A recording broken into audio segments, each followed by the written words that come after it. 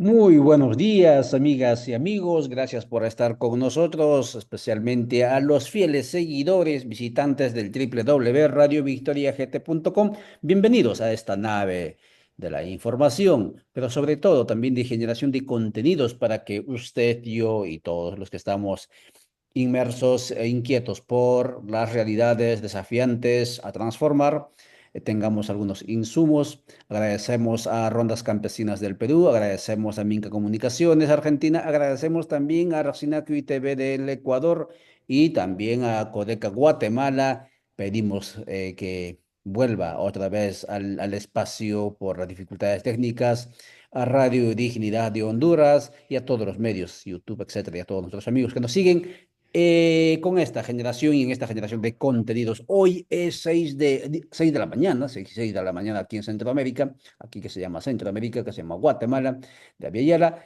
Es 30 de octubre. Estamos, amigas y amigos, en el centro, en el tiempo medular de la celebración cósmica comunal de la visita y significativa y retorno de todos nuestros seres queridos, hayamos o no conocido todos nuestros ancestros que lucharon por las transformaciones, por los cambios, vuelven y están con nosotros, viven con nosotros, sonríen con nosotros, participan con nosotros, conversan con nosotros y en gratitud a todo lo que fueron haciendo ellos en su rol de protección durante el año. También nosotros elaboramos, preparamos nuestros altares para ofrecerles todas las bebidas, todas las comidas que les gustaba. Y son tiempos bastante, no vamos a decir emotivos, pero sí amorizantes, amorosos, porque es cuando hablamos, educamos a nuestros hijos sobre las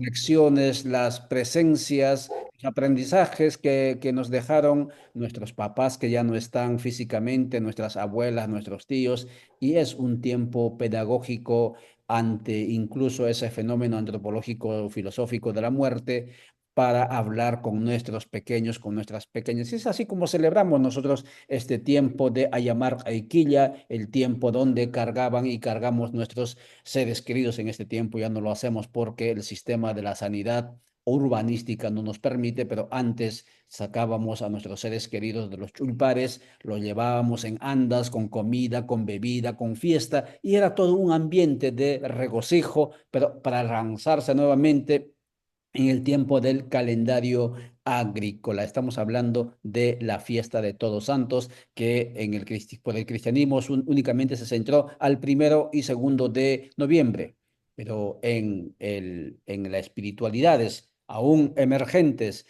y presentes de los pueblos, se hace desde el mes de noviembre, octubre y hasta las primeras semanas de noviembre. Y claro, en otras partes del mundo, por ejemplo, hoy será la Noche del Diablo en la parte norte de Europa, en la parte de Estados Unidos, previo a lo que será Halloween, que también es otra celebración, que también es otra expresión de las espiritualidades, aunque bastante comercializados, mercantilizados, pero ese es el gran desafío, cómo recuperar esas dimensiones. Pero el tema no vamos a abordar hoy eso del tema, nos gustaría, ya se han dado cuenta que me entusiasma hablar del tema, porque lo siento. Hoy hablaremos sobre esto que están viendo ustedes, ese anuncio que están viendo ustedes en la pantalla. Hablaremos sobre el legado, sobre lo que nos dejó las luces que nos dejó el gran Gustavo Gutiérrez. Los que no lo conocen, nació en 1928 y a sus 96 años, el 22 de octubre, este año 24, trascendió dejando un gran legado. Claro, casi lo castigan desde la jerarquía católica, y en eso se centrará la conversada, porque era un cristiano con los pies en la tierra, bastante ubicado, bastante situado desde el lado correcto de la historia, desde donde estamos, es decir, desde el campo de la presencia, decía él, dolorosa de Dios. Y claro, eso le generó bastantes incomodidades, pero sin embargo, él continuó, él perseveró haciendo lo que tenía que hacer y trascendió y no queremos dejar pasar el tiempo sin mencionarlo. Y qué mejor que conversar con Claudio Ramírez. Los que nos siguen en Radio Victoria lo conocen a él, uno de los teólogos también referentes en la parte sur del continente de Villela, desde Salta, desde Argentina. Conversará con nosotros sobre el legado de Gustavo Gutiérrez. Claudio, luego de saludar, por favor, comience a desenvolvernos, a desarrollar, a motivarnos con esto de qué es lo que deja Gustavo para las teologías actuales o teologías contextuales y qué entendemos por teologías contextuales, si es lo mismo o no como teología de la liberación. Adelante, Claudio Ramírez, cuando son 6:11 minutos. Muchas gracias, Ollantay. Primeramente, saludar a los radio oyentes de la Radio Victoria, a las y los hermanos de Codeca, del movimiento Codeca, y a todos las y los hermanos de este hermoso continente de la Via Yala, esa Via Yala que busca ser soberana. Eh, con respecto al legado de Gustavo Gutiérrez y cómo este legado va provocando, digamos, nuevas miradas y nuevas intersecciones, y eso, a eso se le ha llamado teologías contextuales, como hoy ese legado está en vigencia y también está en cuestionamiento en algunas partes de la teología. Eh, Mm, Gustavo Gutiérrez siempre decía que la gran preocupación, cómo inicia el pensamiento de la teología de la liberación, era a partir de una pregunta: ¿cómo a decirle al pobre, al negado, a la víctima de la historia, cómo decirle que Dios le ama? ¿No? Esa manera de pregunta a él lo situaba, le daba un peso de gravedad, ¿no? Y lo situaba en esas situaciones de injusticia, ¿no? Porque él dice, si la forma de amar de Dios es la forma también en la cual nosotros debemos buscar la justicia, el amor y la justicia están como están asimiladas en un proceso en el cual Dios también se va revelando de esa forma, como un Dios justo y como un Dios amor. Ahora, ¿dónde está la injusticia? ¿Dónde está aquello lo negado por lo cual no llegaría el amor de Dios? Y Gustavo Gutiérrez dice, es el lugar del pobre, de la víctima. No puede haber otro lugar. Eh, este análisis que comienza haciendo Gustavo Gutiérrez de ese lugar que va a ser el lugar propio de la teología y de la teología de la liberación, eh, tenía que arraigarse, tenía que empezar a ver aquello que va construyendo los sistemas que van negando a los pobres, los sistemas que van poniendo a ciertas personas en un espacio de sufrimiento y dolor. Y entonces él dice, hay este dolor no es un dolor inventado, no es un dolor metafísico, es un dolor concreto y por lo tanto las víctimas de este dolor no... hay víctimas y victimarios de ese dolor. Entonces hay alguien que es responsable de esto. Hay un sistema que es responsable de esta cuestión.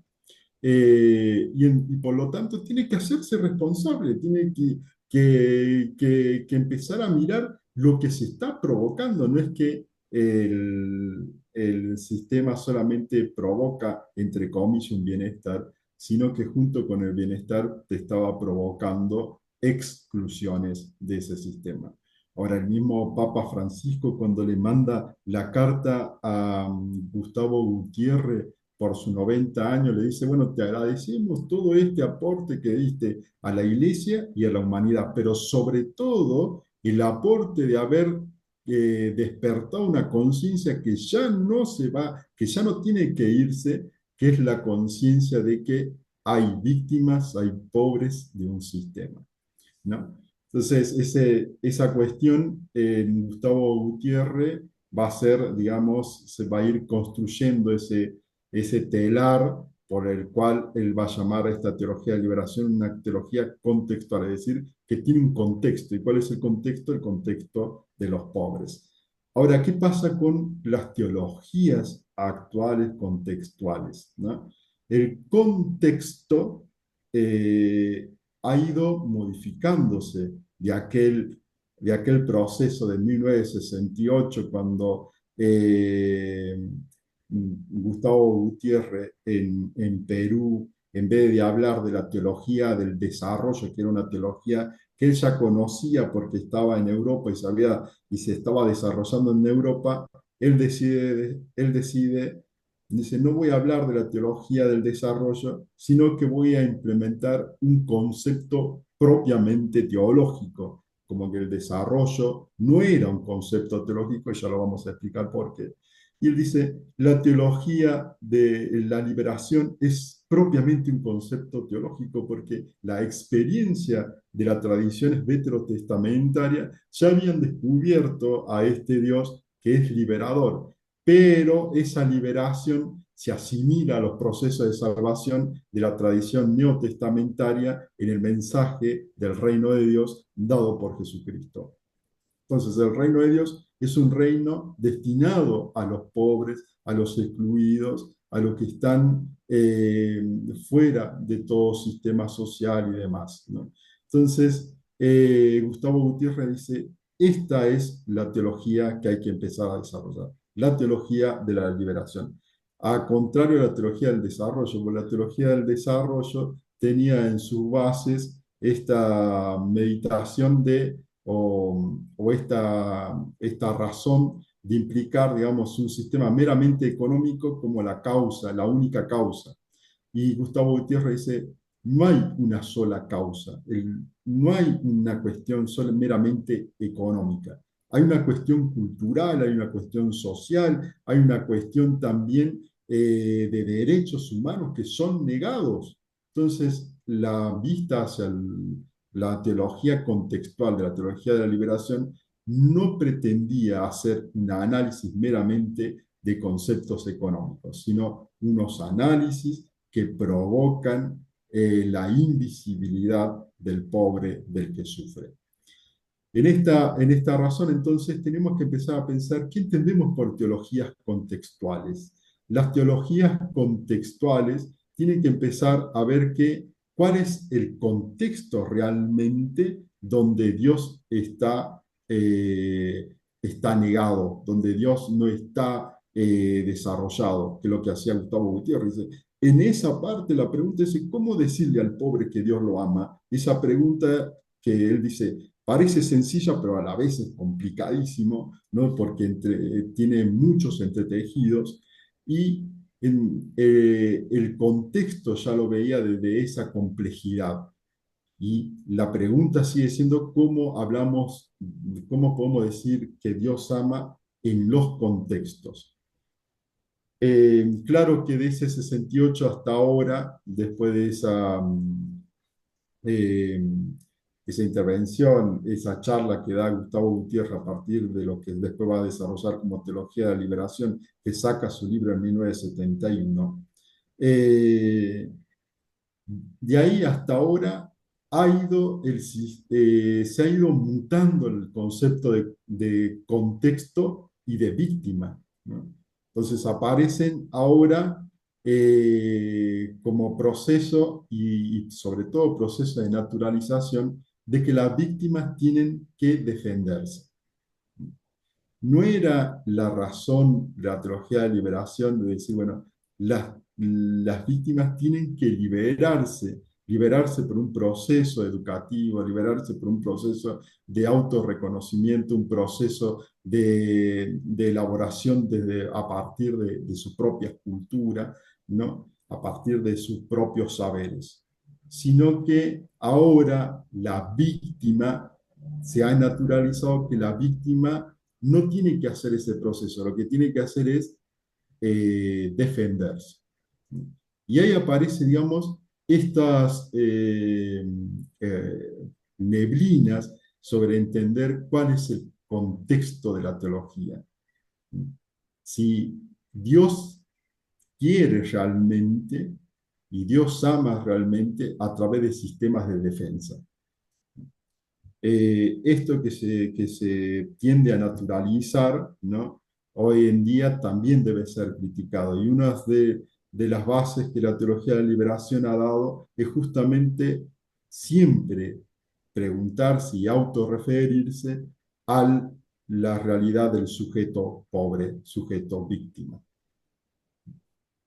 Muchas gracias, Claudio Ramírez, conversando con www.radiovictoriagt.com y todos los otros canales a raíz del legado de la trascendencia de Gustavo Gutiérrez, uno de los compañeros teólogos de batalla, que decidió, como muy bien dice Claudio, no irse por la concepción de la teología del desarrollo, que por cierto sería interesante también abordarlo aquí, sino intentó agarrarle al toro por las astas, es decir, los pueblos donde intuyo que está la presencia de Dios, están en situación de sometimiento, de despojo, de colonización. Por lo tanto, la teología tiene que ser para liberarlos, como un segundo acto, como muy bien en algún momento también Claudio lo mencionaba, no tanto como primer acto únicamente allí, ¿no es cierto?, de elucubrar, sino estar ya en el lugar, desde el lugar y hacer con ellos esas teologías. Estamos conversando a raíz de, como digo, de En Memoria y a raíz de la trascendencia de Gustavo Gutiérrez. Claudio, claro, yo te voy entendiendo cuando entonces ahora tú hablas de la teología decolonial, etcétera, ¿no? Por dónde vas apuntando, no solamente es económico el asunto, es sistémico, ¿no? El asunto del despojo, de la dominación, ahora ya no hablamos solamente de los empobrecidos, sino ya nos asumimos como despojados, porque no solo es que nos están quitando nuestros medios de vida y nos han convertido a los pueblos también por nuestra responsabilidad, porque hay que reconocer nuestra responsabilidad en harapientos, sino también lo que pasa es que nos están despojando de eso, de nuestra casa, de nuestros territorios, y en ese sentido ya hablamos de los despojados, de los, pues esos, de los saqueados, y ahí viene el tema de la decolonialidad. Claudio, la cuestión es... Em, ¿Por qué las teologías contextuales, esa teología, ecofeminismo, la ecoteología, teología queer, teología negra, etcétera, teología india, etcétera?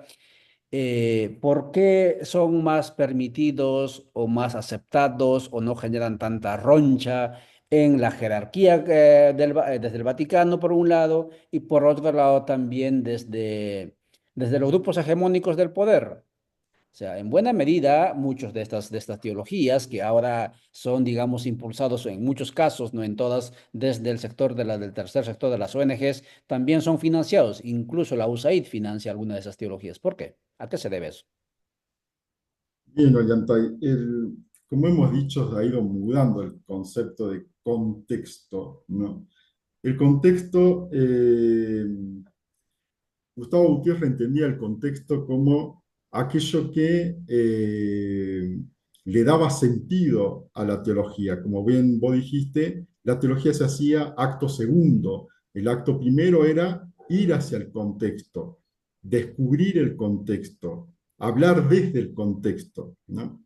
El contexto, a partir de los procesos de subjetividades, aparece también los contextos subjetivos, aquellos que van a ir de alguna forma modificando o dando procesos a nuevas maneras de identidades.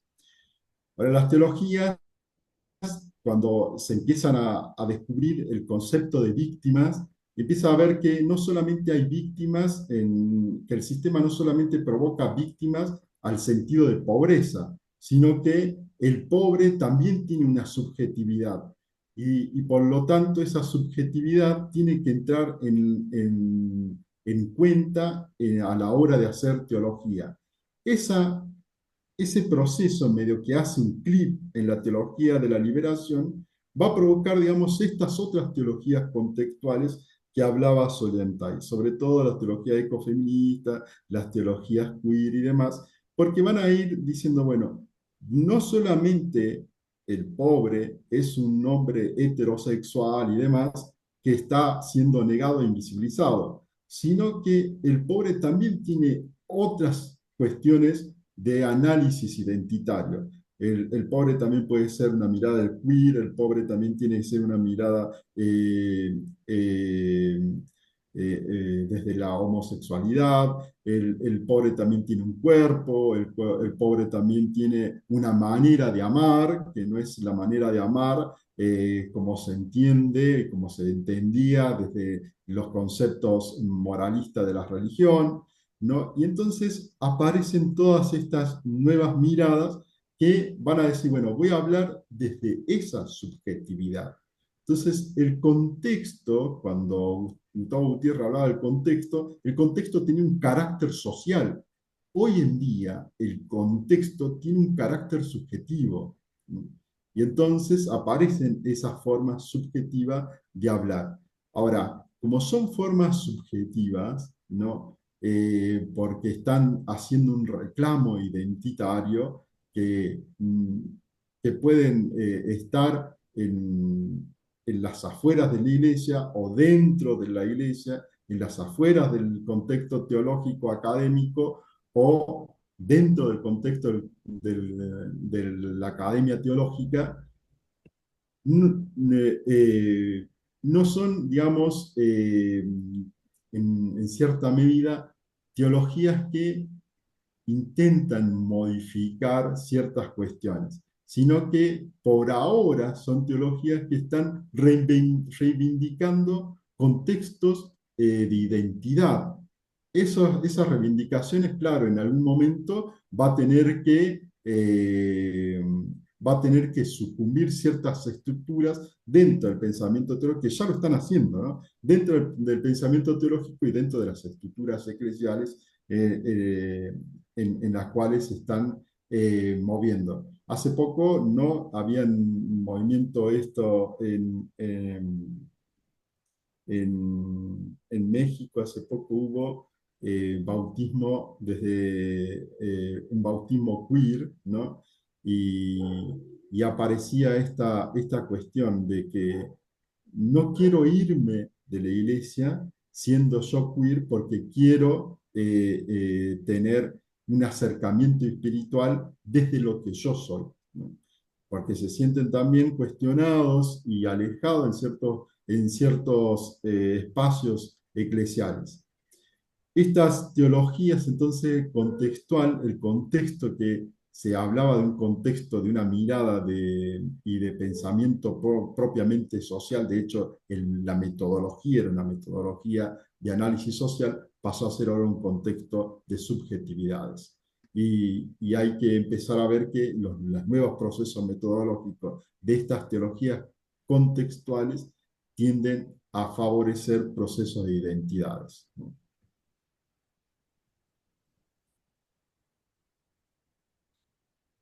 Muchas gracias, Claudio. Entonces, el contexto cambia dice él, de lugar.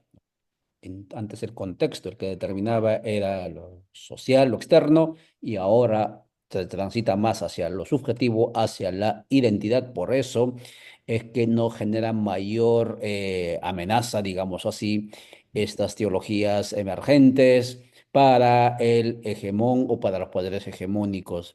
Preguntamos esto, amigas y amigos, a los que nos están siguiendo por TikTok, gracias por seguirnos, aquí vamos a seguir saludando hoy, y saluden también ustedes, es que estamos viendo la teología como un campo de batalla geopolítica.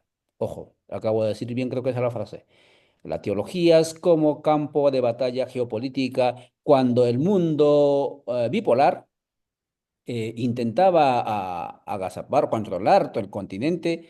En ese contexto, posguerra, Segunda Guerra Mundial, surge este esfuerzo de teología de liberación, como decíamos, no solamente con Gustavo, sino también habían otros compas, como Rubén, etcétera, Alves y otro más por allí, en la década de los 70.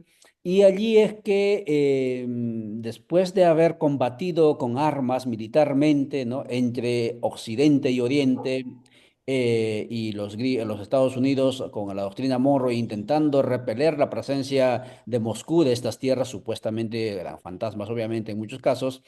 Al no lograr eso, entonces toman la teología como una herramienta geopolítica, de batalla geopolítica. Es decir, hay un acuerdo, ¿no? De eso se comenta bastante en la década de los 80 entre el Vaticano y sectores hegemónicos de los Estados Unidos para irradiar el pentecostalismo, el evangelismo, ¿no? Y por eso es que aquí en Guatemala, por ejemplo, desde donde generamos este contenido, lo voy a repetir otra vez, ex dictadores como que fue también presidente Ríos Montt, crearon y montaron y financiado por Estados Unidos, una de las gigantes iglesias, ¿no?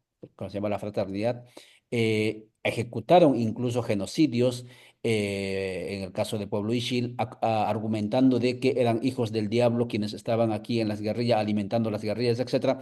Y en ese proceso, ¿quién se impuso? Se impuso la teología de la prosperidad, porque en el fondo lo que estaba empujando era la teología de la prosperidad, y la teología de la liberación retrocedió, reculó, y Vaticano castigó duramente a los teólogos, a las teólogas de la liberación, John Sobrino y todos los demás, y decía, Gustavo no fue castigado porque se refugió en la orden de los dominicos. Ya había hablado ayer, creo, que cuando uno es diocesano, de Gustavo era diocesano, el director jefe de él es el obispo, es el papa después, pero en este caso, cuando ya son parte de la orden, es la orden, según sus estatutos internos, quien regula, digamos, cómo y qué es lo que tienen que hacer allá adentro. Y en ese intento, pues escuche bien, había, y creo, no sé, ahí entramos, Claudio, al tema que te quería formular. Allí había una, no sospecha, pero sí acusación de que la teología de la liberación y los teólogos de la liberación, las comunidades eclesiales de base, etcétera, eran comunistas, eran, por el uso que hacían, no sé si es el término, de la socioanalítica marxista para poder entender ese contexto y en consecuencia hacer cambios, ¿no? Los hacía marxistas, los hacía comunistas. Y en consecuencia, ¿saben qué se decía? Se decía de la KGB que la inteligencia rusa se había apropiado de esas, digamos, de esas iniciativas teológicas, ¿no? Estaba en el sentir pensar de los teólogos y de la teología de la liberación, la KGB, para avanzar ideológicamente contra la presencia norteamericana. A ese nivel se llegó, se sospechaba que era eso. Por eso es que lo combatieron, lo castigaron y dejaron que mataran obispos, etcétera, porque supuestamente dejaran, digo, porque Estados Unidos decía siempre que esto era su patio trasero, su América para mexicanos con la doctrina de Monroe, y Vaticano lo permitió, no tuvo ninguna ruptura, digamos, de relaciones entre Estado Vaticano y Estados Unidos, por ejemplo. Y eso ocurrió. Y en ese sentido, tendríamos que, obviamente, acabamos de decir que el contexto, etcétera, y no es tan potente las teologías contextuales, al parecer, frente a lo que está persiguiendo el hegemón en este momento, y en ese sentido están permitiéndolo. ¿Quién estaría o qué estaría detrás de estas teologías contextuales? ¿De quién se tendría que sospechar? Si acaso tenemos que siempre estar sospechando quién está queriendo empujar la liberación de los pueblos. ¿De qué se tendrían que sospechar, estimado Claudio? No sé si me entiende la pregunta. Perfecto, Yantay. Sí, sí. Recordemos que el proceso de la teología de la liberación tiene unos antecedentes muy interesantes. El Concilio Vaticano II, ¿no? Que termina en el 67.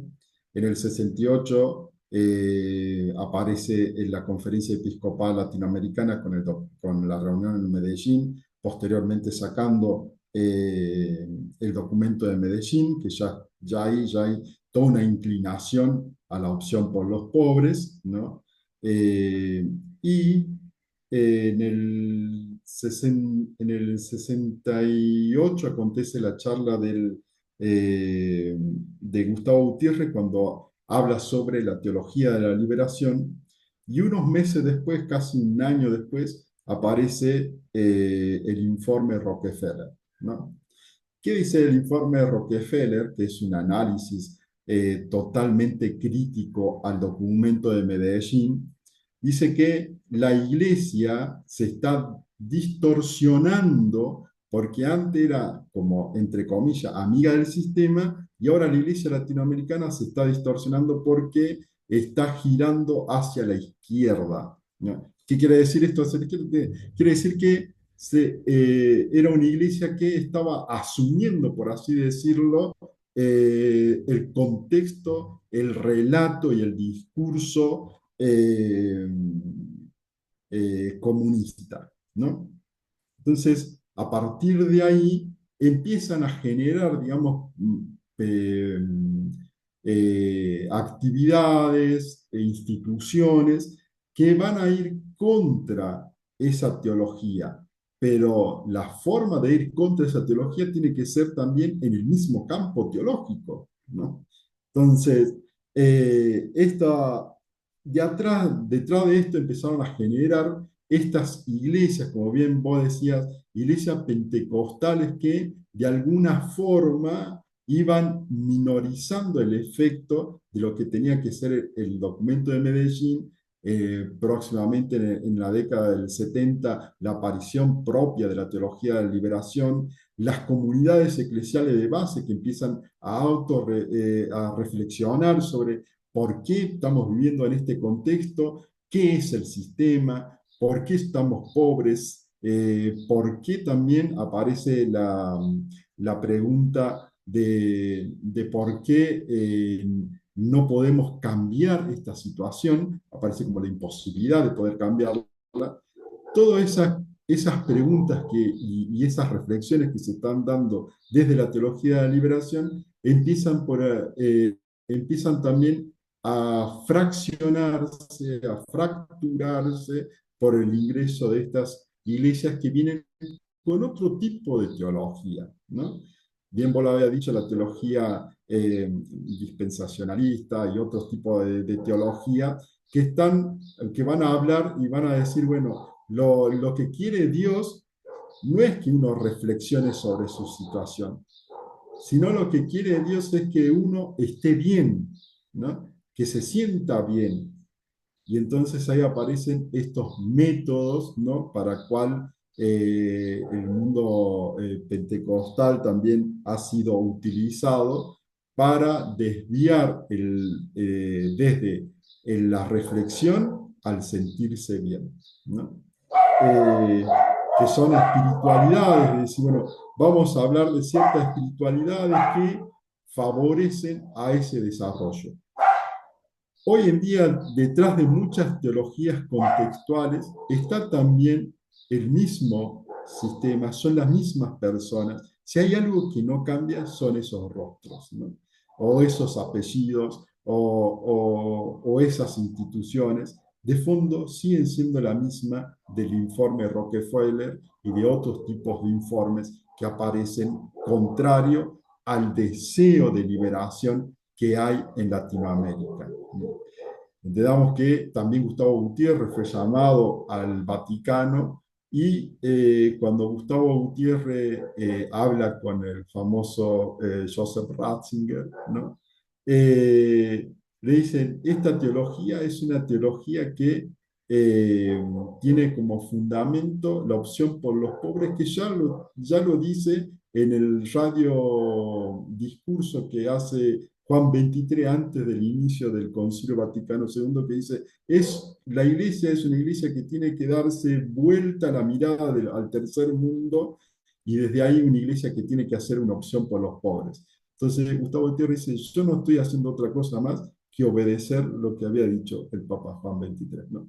Y claro, de ahí Ratzinger dice, no, creo que es políticamente correcto, que es una teología que está en sintonía con el Evangelio y demás, que aparece, ¿no? Después de haber una condena a la teología de la liberación, aparece una cuestión de retribución a la teología de la liberación.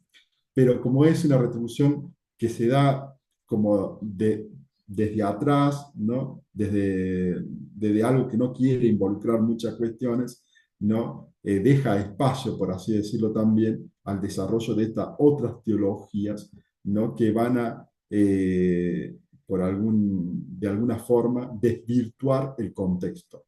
No es el contexto que acabamos de decir que va cambiando, sino que estas teologías tienden a desvirtuar el contexto.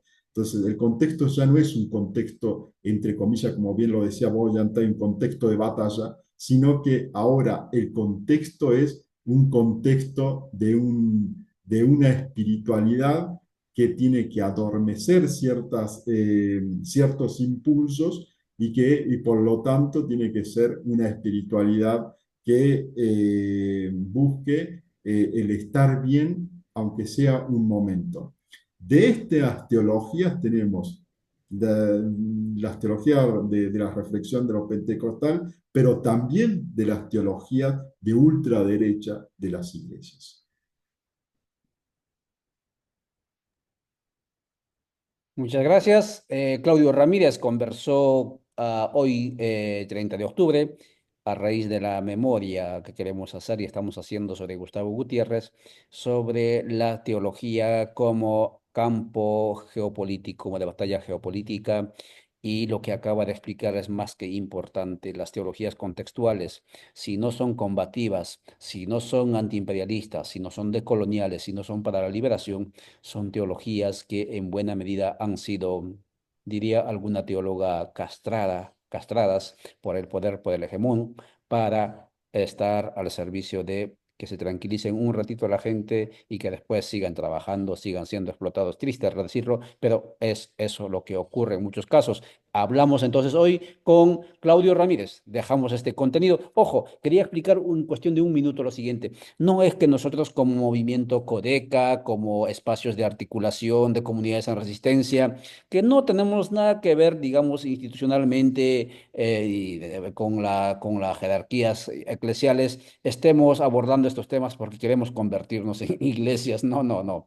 Lo que estamos haciendo es que los procesos de las resistencias que están emergiendo en diferentes partes del continente de Vieyala tengan en alguna medida un anclaje, una centración en dimensiones, digámoslo así, éticas trascendentales.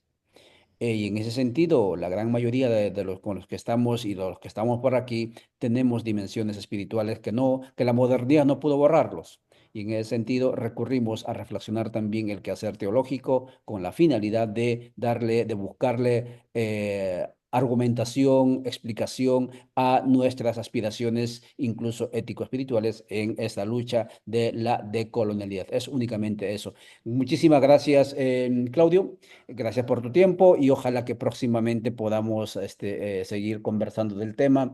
Es apasionante, hay verdades que no se decían antes, desde la teología, y felizmente ahora ya se pueden hablar. Lo que acaba de decir, por ejemplo, ese informe de Rockefeller, sería interesante desglosarlo y decir ahora, ¿no? ¿Cómo es que eso se sigue permeando en diferentes espacios eclesiales, desde el campo popular, por decirlo de alguna manera, incluso en estos tiempos, ¿no? Claudio, muchísimas gracias por tu tiempo. Te dejamos fuera de la pantalla. Que tengas bonito día. Chao, chao. Chau, chau.